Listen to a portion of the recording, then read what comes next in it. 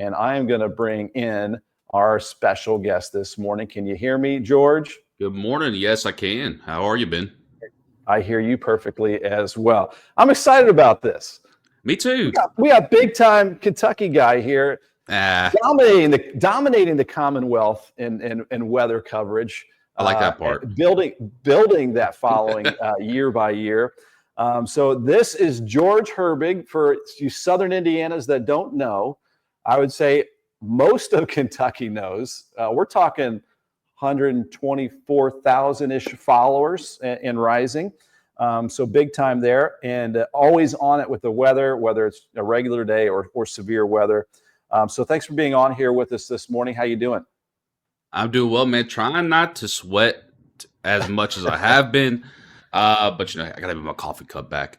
But we're getting through there like everyone else is. How are you, dude? Don't worry about moving that coffee cup back. We got big nice here this morning. Nice. Some people have weird rules, Ben. You know how that goes in our world. Yes, sir. I got mommy's sippy cup today. Mommy's sippy cup.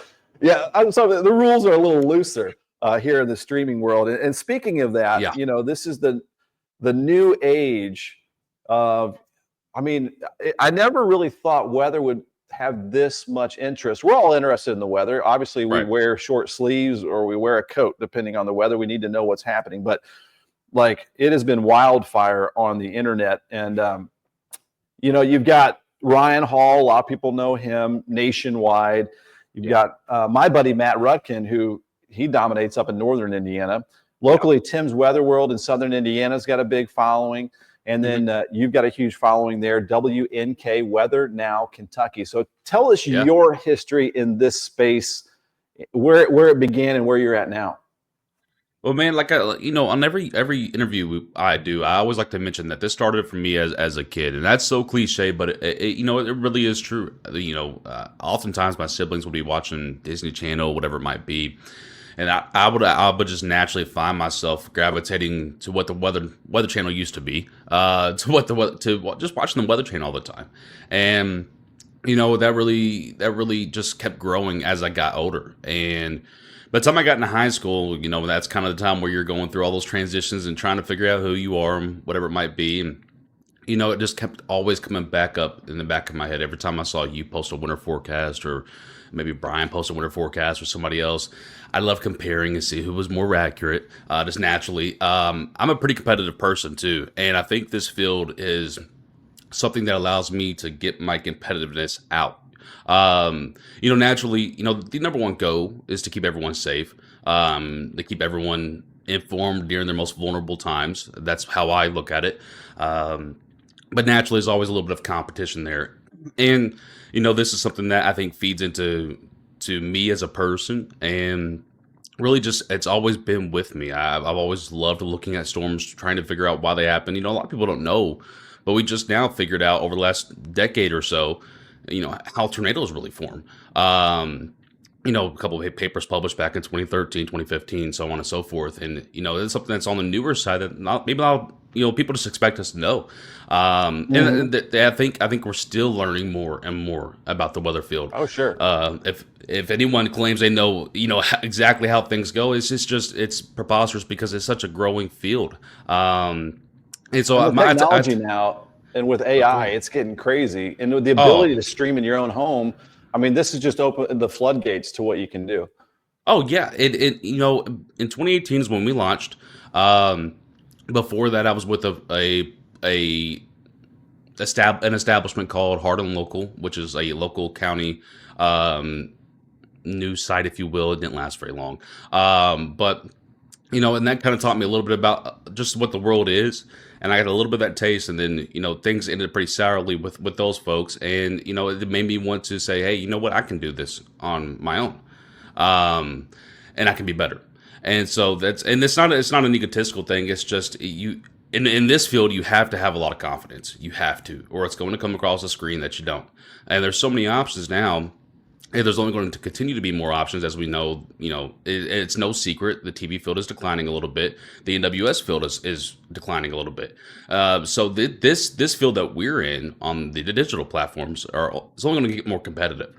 I agree, and to your point too, you're talking about safety and that message that we want to give out. Of course, that's the core of it. But I've also noticed your posts have a lot of fun involved too, and some creativity.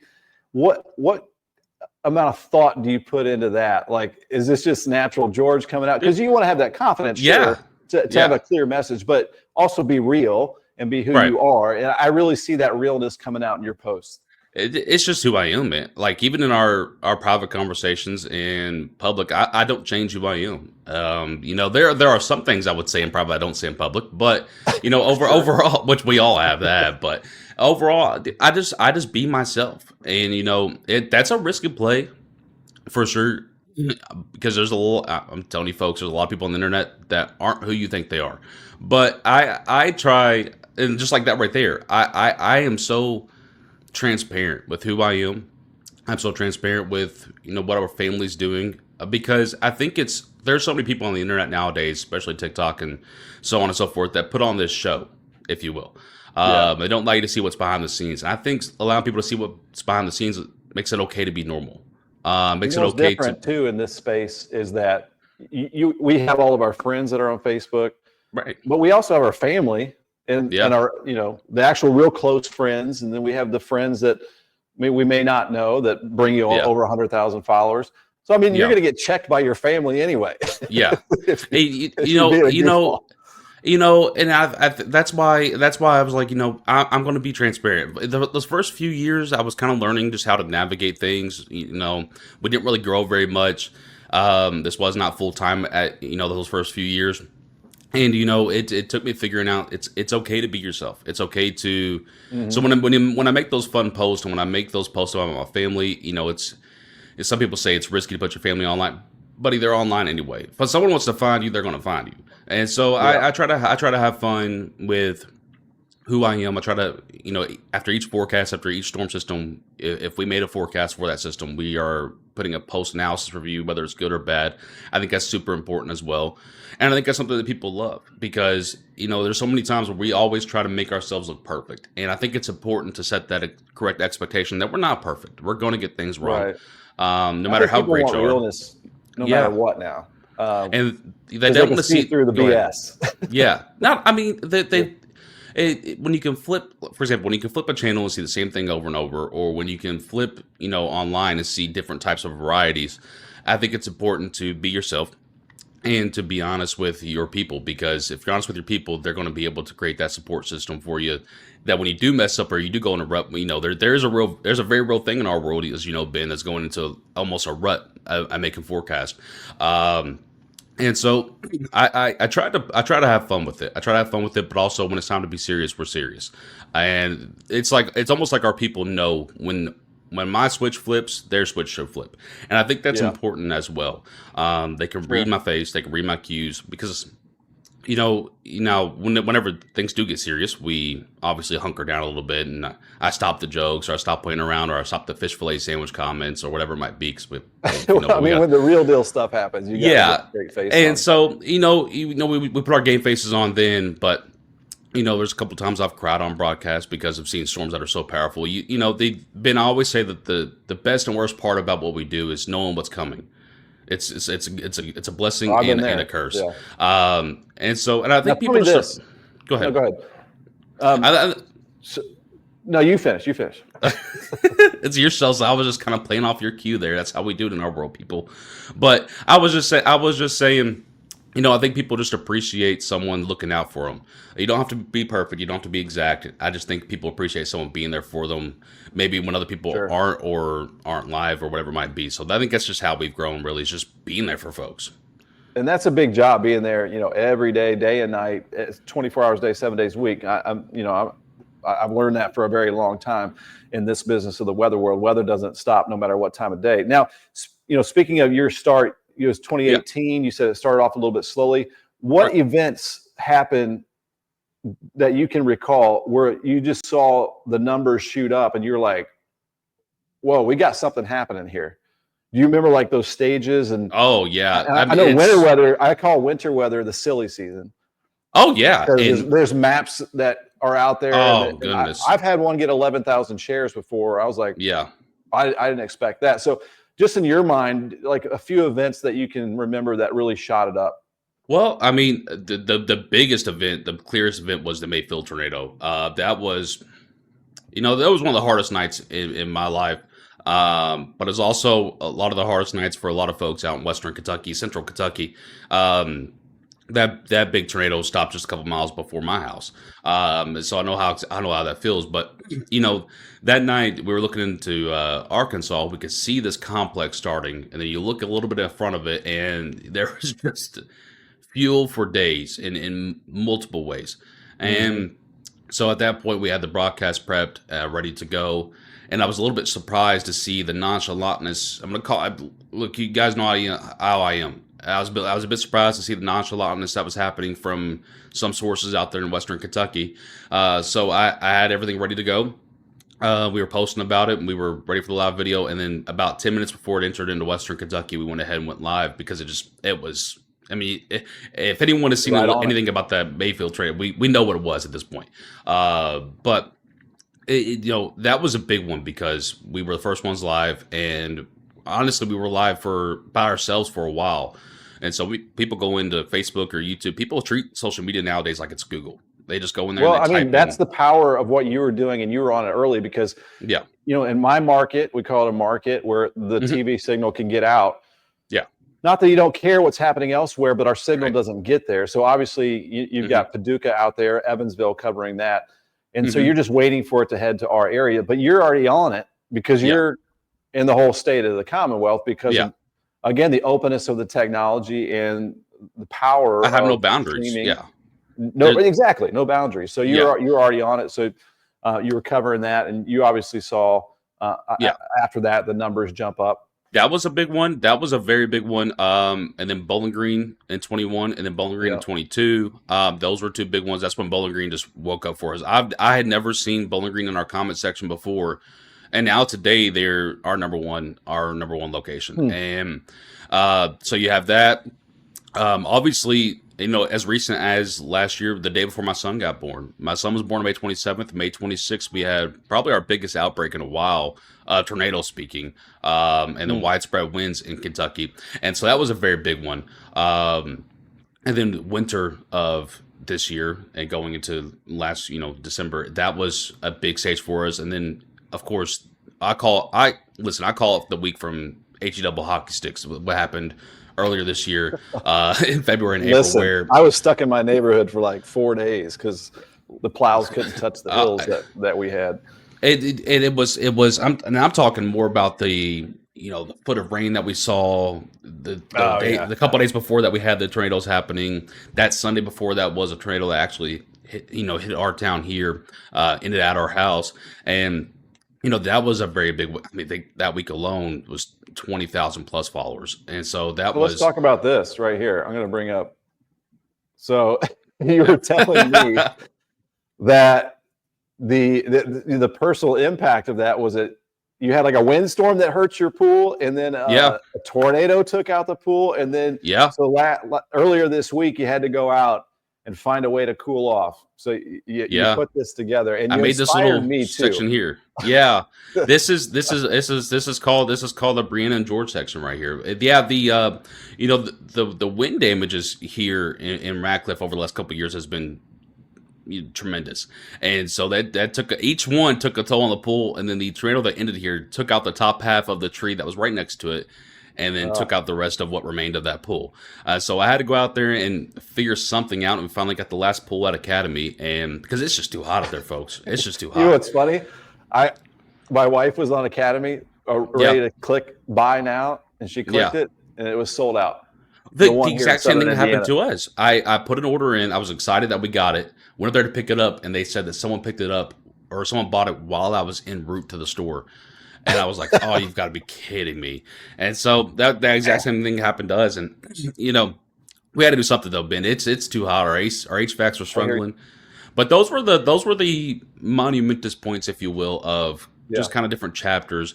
But there was a lot of learning beforehand. But when we first started, a lot of people don't remember. But when we first started, we tried doing sports, news, all that good stuff. And then I quickly figured out that's not my world. I'm going to leave that to the pros.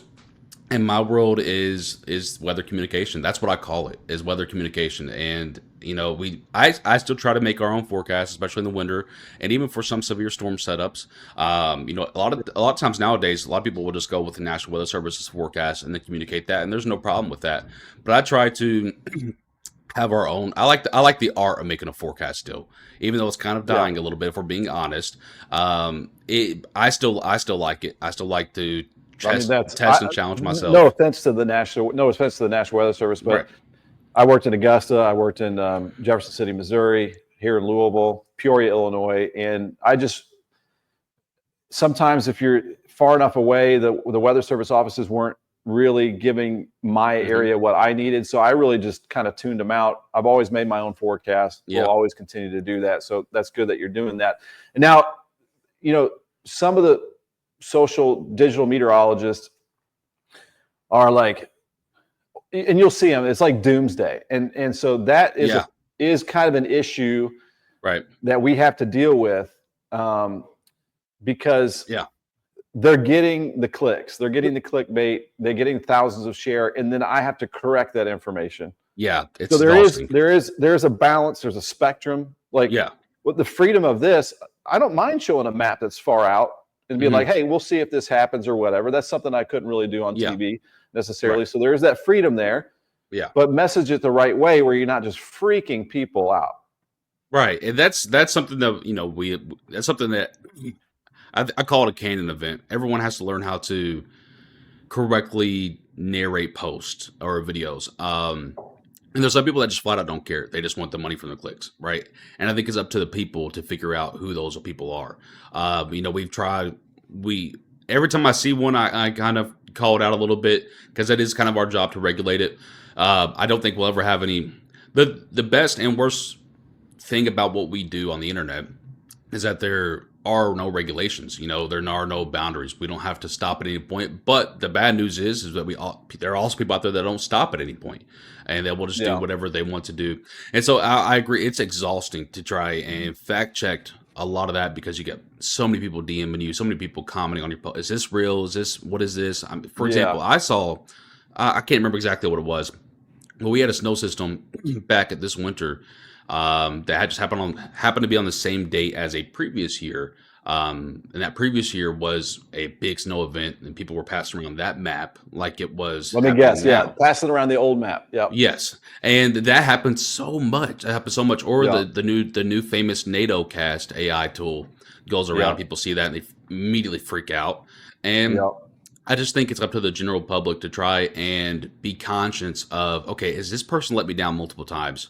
Maybe I should stop listening to that person. Or That's maybe where I should think stop we looking have at our value is where Yeah. we have our fun, we can be loose, Yeah. but we can also be the middleman there between Right. the ones that are the kind of the And extremists.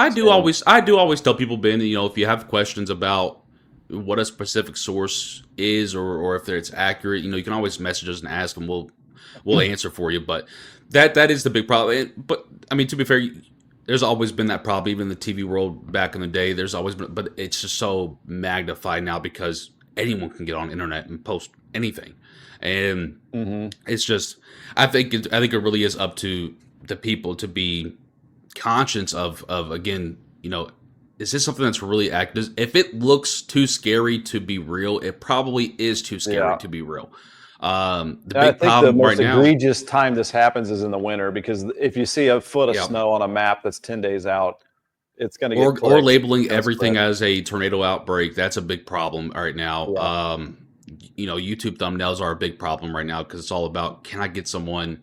Because to be honest with the general public, the way a lot of people get you, and a lot of people, the way we all think is an attractive thumbnail because you have 2 or 3 seconds to capture someone's attention. If they don't like your thumbnail or title, they're going to go to someone else's. And so people know that. And so they make these creative, or these, I wouldn't even say creative, I would just say egregious thumbnails and titles to just get everyone to Alarming. freak out and tune in. And it flat out sucks, but it's part of the world. And just to put it loosely there, because those people are getting a lot of money from people that just don't know any better, from people that just don't know that it's not real, that it's not that bad. just a quick pause here. Let's get Yeah. interactive here. We got Jessica Elliott. Hello, George. Hi. Karen Taylor. Hello, George. Ashlyn. Look at all that. Hello. We're gonna get through some hellos. Vicky Berger. Karen Taylor. I follow him. He does so great. Jackson. Van Allen. George. I always mess up that name. Don't feel bad. Brianna, I think you're familiar with. That's my George. Just a little bit. Michael Greenwood. Hello, George. Good morning from Sulphur, Indiana, Mary Ridge. And Karen Taylor, I appreciate Ben and George for being here and trying to keep the viewers safe and informed. It's in the fun and also in the scary weather. Laura, appreciate your own forecasts. Reminds me of the old days with Tom Wills. Wow. An honor that you say that. Yeah. Vicky Berger, Ben, you worked at so many places. What made you settle in Indiana? Well, I would say the small town schools, and I was born in Indiana. My wife was born in Indiana, so it just took us back to the Hoosier State. Megan Walker, we love George. And we've got Laura DeVore. People, including weather persons, are not perfect. You can do your best, but Mother Nature will do what she does. Yes, there's still chaos theory in weather. No matter how good the weather models get, there's still going to be imperfections, no doubt about that. Megan Walker, I see those posts and immediately go to George. So there you go. Thank you. You. Backed up here in the comments.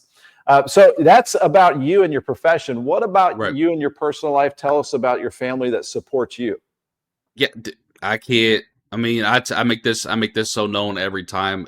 I really don't think we'd be where we are now without my wife. And I don't think I know we wouldn't. You know, back in 2022 when we started going, or 23, the years get mixed up after you do this for a while. But you know, she pushed me to go full time on this, and that was a pretty scary time because, you know, I had a good job with Qdoba. I was overseeing a couple locations because I'm just big into numbers and operations the same way I am in meteorology. So it just kind of fit in the food world as well. And so, you know, that I was really big into that. I actually loved that job. It was one of my favorite jobs. But it was exhausting. I was working 60, 70 hours a week and then trying to be there on top of every event in the springtime, which was 22, 23. I mean, heck, almost every year in the spring now in Kentucky and Indiana is starting to get a little bit more active. That's burnout city to me. Yeah, and it was. I was having stomach issues and stuff because my body was just. It was like yelling. I've been there. It was like yelling at me. You're tired. You're tired. And she was like, you know what? We can do this. I was like, I don't know if we can. But buddy, I had to go to a GI doctor for a year and get scopes and scopes and scopes because of the stress that I was under. Yeah, that's kind of where I was then. I had an upper and a lower. We weren't going into too much of that, but you know, that was there was same deal. It's crazy the amount of toll the stress takes on your body without you realizing it's doing that. But she could see that anyway, and so, you know, she said, "Hey, go full time on it." She said, "You really love it. You're good at it. People love you, and I think you can do it." And I was like, "I really don't know," because at that point we had, I don't know, 27,000 followers. I'm like, man, did we reach our peak? You know, you always ask that question. Did we reach our peak? Are we going to start flattening out? Is this where do we get complacent here? And so she pushed me, and I was like, you know, well, let's do this. And so we started being there, and the more that we were there for folks, the more, because they already liked our forecast, but the biggest aspect is that we weren't there most of the time during storms because I was working. And so once we started doing that, and once I started being there, the numbers they skyrocketed. And you know, there were a lot of ramen noodle nights, a lot of skipping a lot of things, you know, trying to figure out where bills were going to get paid from, and that first year or so, because I'm trying to navigate a whole new world there's no backing. A lot of people don't realize, you know, there's corporate backing. There's no pathway in this yet. There's no company. No one's really done this. Ryan Hall's starting to do it now, and you're starting to see a path from people like me, Ryan Hall, Max, and so many more on how to do these things. But when I started, there was really no path. That was about the time where it started to blossom for everybody. And so people that are in college, like in meteorology, I'm like, you got to rethink what you thought what life was like in meteorology. It's new. You've got to think about these different avenues. And they're probably not teaching that yet necessarily. No, it's completely different. And you know, and that's And a lot of people are smart enough to realize it, but there's some people that are just, I want to be on TV so bad. And listen, I wanted to as well. That was my biggest, I'm going to be honest, I know you were WHS 11 in a prior life. I really wanted to be on Wave at some point. I really did. That was my dream. That's what we watched all the time growing up. But Grandpa was a big Wave fan. I lived with my grandparents growing up, and they were big Wave fans. And so that's something that I always just aspired to be. And then when I saw a little bit more on how the industry worked, not going to go into too much of it, but when I saw a little bit more on how it worked, I was like, I just don't like that. I just don't like it. And so that's why I was like, let's start this. Let's see what happens. Let's go on from here. Now, the way I learned was through, if you really want to learn, the information's out there on the internet to learn. Yeah. And I'm not talking about just Wikipedia. I'm talking about the National Weather Service has uploaded their college webinars and seminars all to Google, YouTube. You can go watch that from the actual what I call the experts of the industry. Hey, listen, the technical definition of a meteorologist is someone who studies meteorology. Yeah. So if you study you're a meteorologist. And I still to this day too. Every summer at this time, I start to look into. I kind of refresh myself on the winter stuff, and then winter we refresh ourselves on the spring storm, so on and so forth.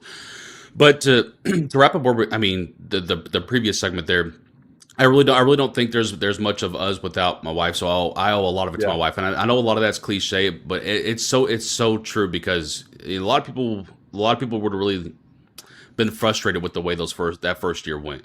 And what about the little one? The little ones is a blessing because, man, it's like, when we had our first one, it was a miscarriage back in 23, and I always told Bree it was God's way of telling us that we just weren't ready yet, and I really don't think we were. And then Samuel came along, and it's like something changed with me with Samuel. And again, I know it sounds cliche, it really does, but something just changed I wanted to take it more seriously. I wanted to, because I was already, but there was just an extra level of effort there because I was thinking about, well, what is someone else's kid thinking during storms? What is someone else's? What are the other parents trying to? Because now I have this protective thing. Right, and these other parents are probably feeling the same thing during storms whenever they're a little bit scared about it. So it just made me think a little bit differently. Made me families are supposed to get together during severe weather. I would always have to leave. Yeah, and also, the crazy hours that I was working in, I was missing out on almost everything. We're talking all the sports, awards, dinners, and all that stuff. And that is extra weight. That's something you got to think about as your kids get older too. But it's a massive sacrifice. Yeah. And even on our own thing, I have missed some things. We've missed out. I made a post a few months ago. We've had 3 or 4 vacations planned before our one this year. And we've canceled or lost the money on all of them because storms have come up. And so that's a small sacrifice we've made. Because again, my commitment is to be there for folks whenever they just don't, they're most vulnerable. A lot of people don't feel vulnerable until that train sound starts to come rolling to your town. And then you're like, oh, I don't know what to do. I can't control it. And so that's always the mindset I try to put myself into whenever I'm doing this, is because I know I would be scared if I didn't know what's coming. I like to know what's happening in my life. I like to be in control. That's just how I am as a man. And so I know when people are going through these things and hearing these sounds from these storms, I know that they feel scared. They feel vulnerable. And when my voice comes on, I want it to be a voice of reason for them. We're even allowed to be scared because when I was live in my mom's basement, I don't know, a few weeks ago, 3 trees came down in the backyard, like shaking the house. And so I had my first experience with that. I had my first experience with that a month ago during that week I was telling you about, and that tornado ended here. That's the first time I've ever heard the train sound that everyone always explains or describes when hearing the tornado. Because I opened up my window, on radar it looked like just regular straight line winds. The only thing it stinks about being in Ratcliffe is I'm right next to that radar tower. Sometimes it's a little bit hard to tell exactly what's happening in there, and so I open up the window just to hear what's happening. So a lot of times you can hear what's happening in a storm before you can see it. And so I open up the window and hear it. And I'm like, that sounds a little bit different. And so I Yeah. actually said that on broadcast. I'll have to clip it up and send it to you, Ben. It's kind of funny. But I actually said that on broadcast. And then the last frame of the broadcast before the power went out, you could see me running to the basement. Same thing. Same thing. And so it was pretty crazy. And but just to real quickly thank my wife again, because again, without her, there's probably not where we are now. And then where we are now is just through a whole lot of hard work and thinking about our kids. And now we have another one on the way, which we are going to give Congratulations. her. Thank you very much. We're going to give her this space here. So now I'm trying to make a new studio and hopefully not have to move again because I'm tired of moving rooms. But it's Yeah. it's a blessing, man. And I can't thank our. So shout out to Brianna. Yeah, shout out to Brianna, my wife, for sure. Because again, dude, everyone needs to be pushed a little bit. I always believed in myself, but I didn't believe in myself to the extent that she believed in me to do this.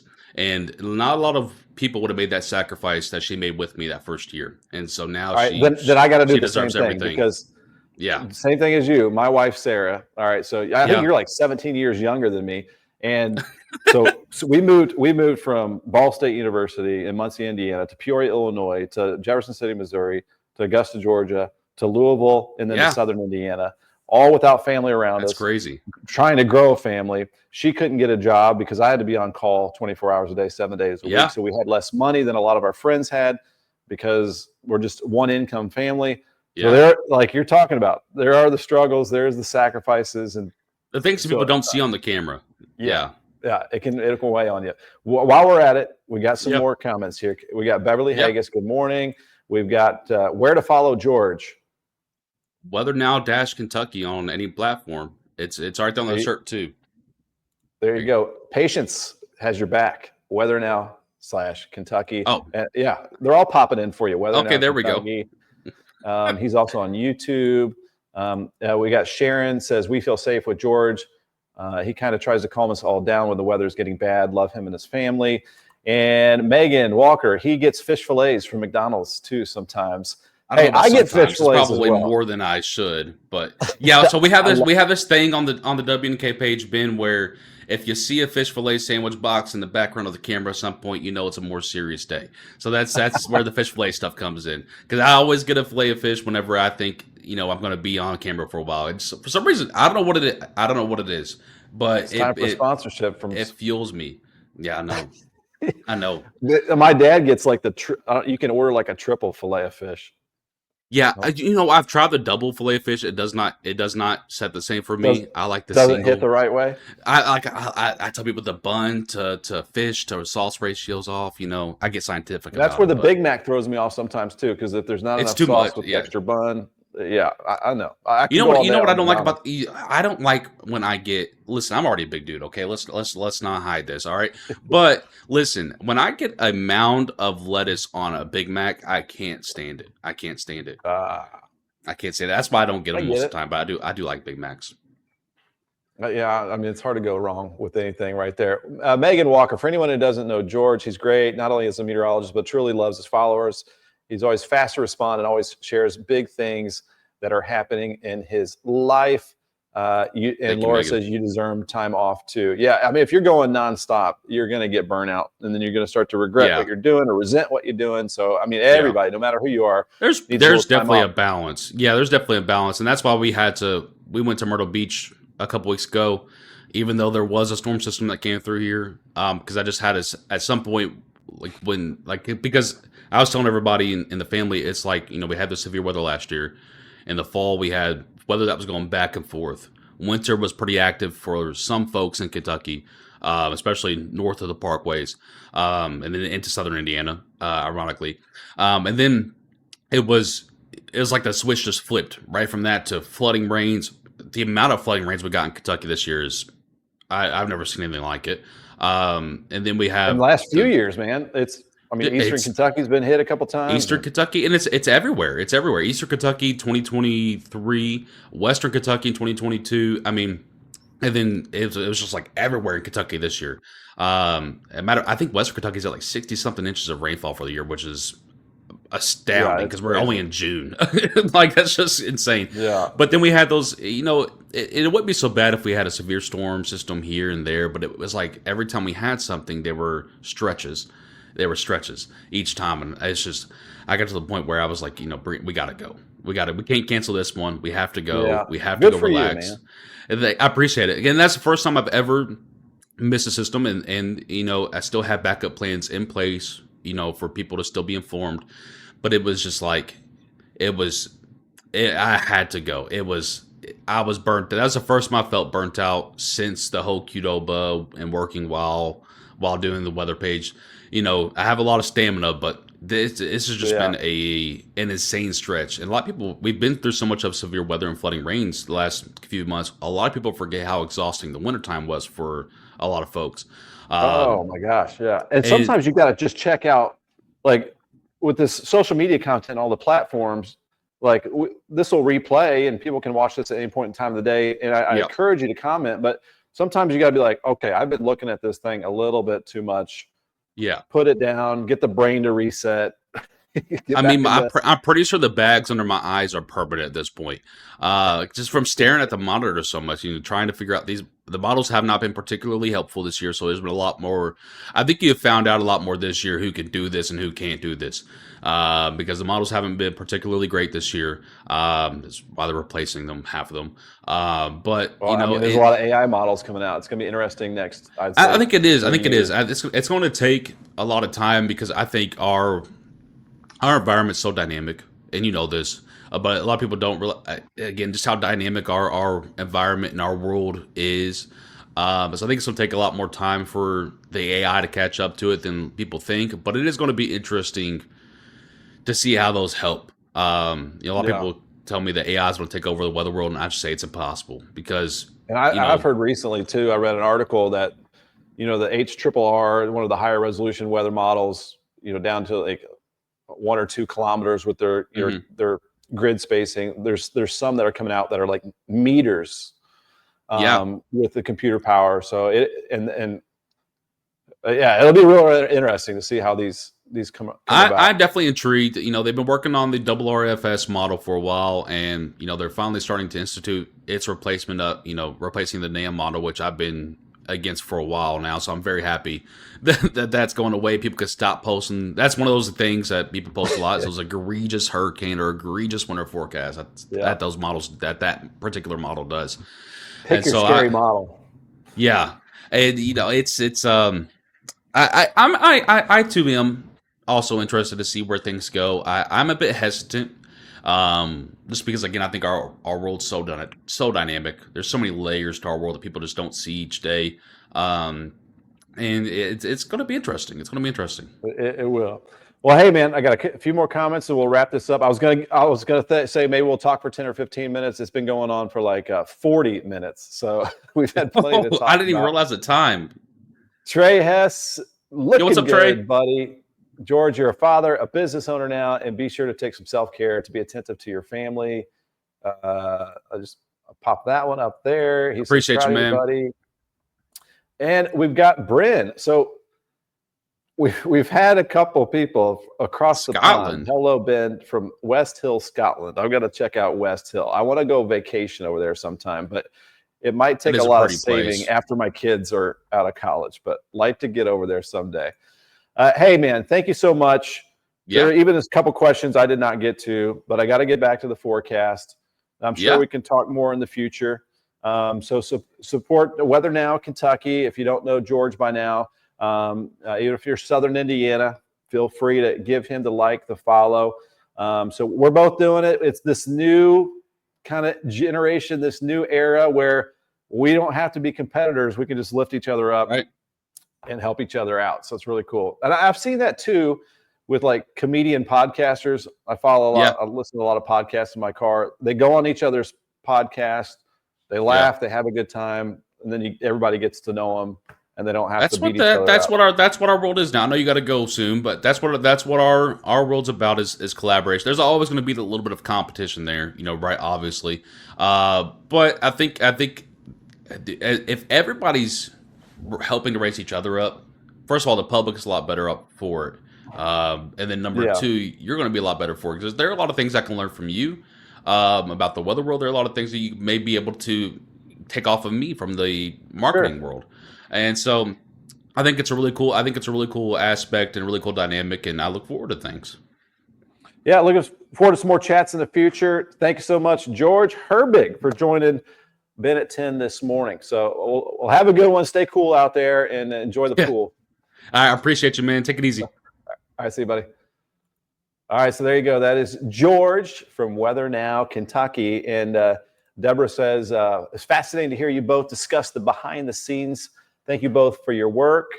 And we've got Chelsea, glad joining forces with weather. Shouldn't be competition. Yeah, and we don't know what that means as far as joining forces, but maybe just sharing some of each other's posts or just talking to each other once in a while. But it is awesome, kind of this new world of the digital streaming world of weather. So fun to have George to talk to him. I'd love to have, Tim's Weather World, Matt Rutkin in Northern Indiana. We'll have you covered from the entire Hoosier state all the way through the Commonwealth with some great content for you.